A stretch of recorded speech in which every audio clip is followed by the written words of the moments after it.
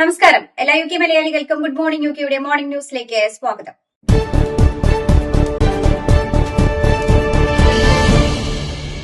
നാടുകടത്തിൽ നിരസിക്കുന്ന രാജ്യത്തിനെതിരെ labour സർക്കാർ visa നിയന്ത്രണങ്ങൾ ഏർപ്പെടുത്തുന്നു.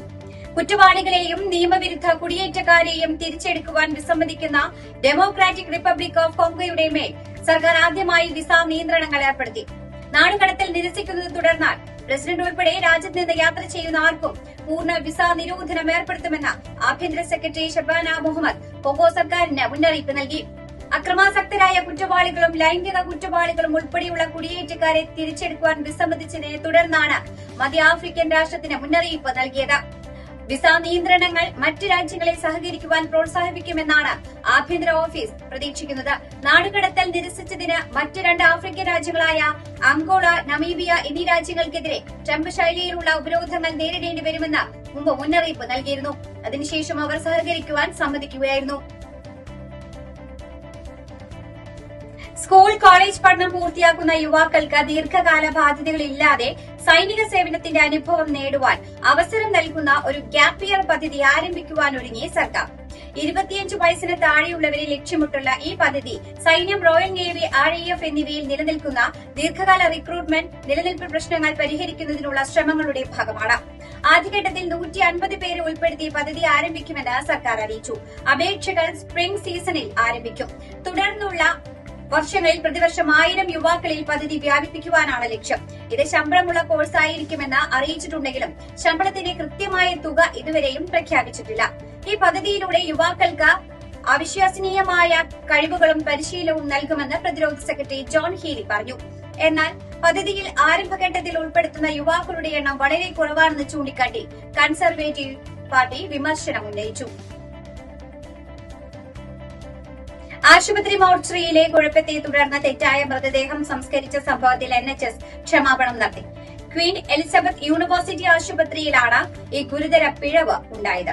ഒരു കുടുംബം തങ്ങളുടെ ബന്ധുവെന്ന് കരുതി മറ്റൊരാളുടെ മൃതദേഹം സംസ്കരിച്ചതായുള്ള റിപ്പോർട്ടുകൾ പുറത്തുവന്നിരുന്നു. സ്കോട്ട്ലാൻഡിലെ ഏറ്റവും വലിയ ആശുപത്രിയാണ് ക്വീൻ എലിസബത്ത് യൂണിവേഴ്സിറ്റി ഹോസ്പിറ്റൽ. മോർച്ചറിയിൽ മൃതദേഹങ്ങൾ തെറ്റായി ലേബൽ ചെയ്തതാണ് സംഭവത്തിന് കാരണമായതെന്നാണ് ആശുപത്രി അധികൃതർ അറിയിക്കുന്നത്. സോമർസെറ്റ് തീരത്ത് വിശാലമായ ഒരു ടൈഡൽ പവർ സ്റ്റേഷൻ നിർമ്മിക്കുവാനുള്ള പദ്ധതി നിർദ്ദേശിച്ച് ലണ്ടൻ ഐയുടെ ശില്പിയായ ജൂലിയ മാർഫീൽഡ് ആണ് സോമർസെറ്റ് തീരത്ത് 14 മൈൽ നീളത്തിൽ വ്യാപിക്കുന്ന tidal power station നിർമ്മിക്കുവാൻ പദ്ധതിയിടുന്നത്.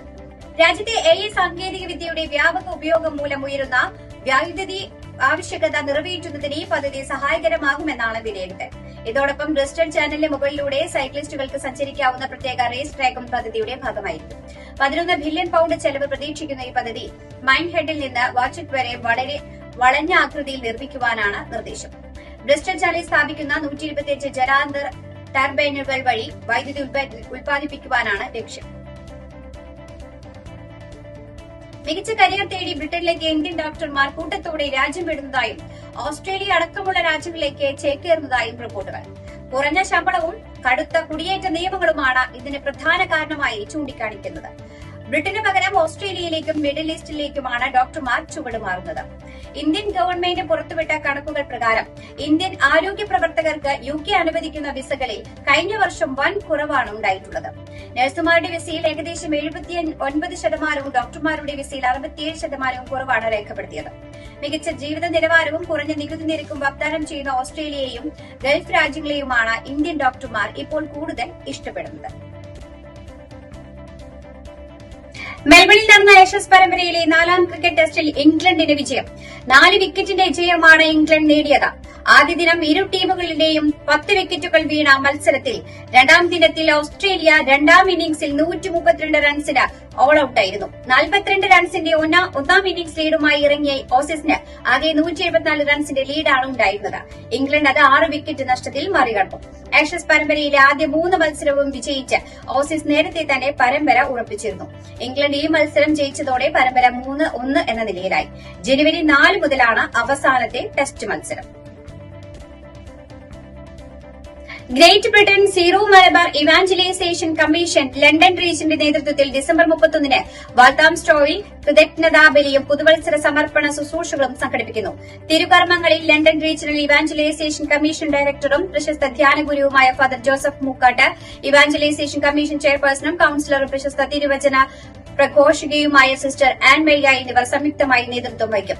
Night vigil ശുശ്രൂഷകളിൽ വിശുദ്ധ കുർബാന, സ്തുതിപ്പ്, ദൈവവചന ശുശ്രൂഷ, ദിവ്യകാരുണ്യ ആരാധന അടക്കമുള്ള ശുശ്രൂഷകൾ ഉണ്ടായിരിക്കും. തൃശൂർ മറ്റത്തൂരിൽ കോൺഗ്രസ് സ്ഥാനാർത്ഥികളായി വിജയിച്ച മുഴുവൻ പഞ്ചായത്ത് അംഗങ്ങളും ബിജെപിയിൽ ചേർന്നതിൽ രൂക്ഷ വിമർശനവുമായി മുഖ്യമന്ത്രി പിണറായി വിജയൻ.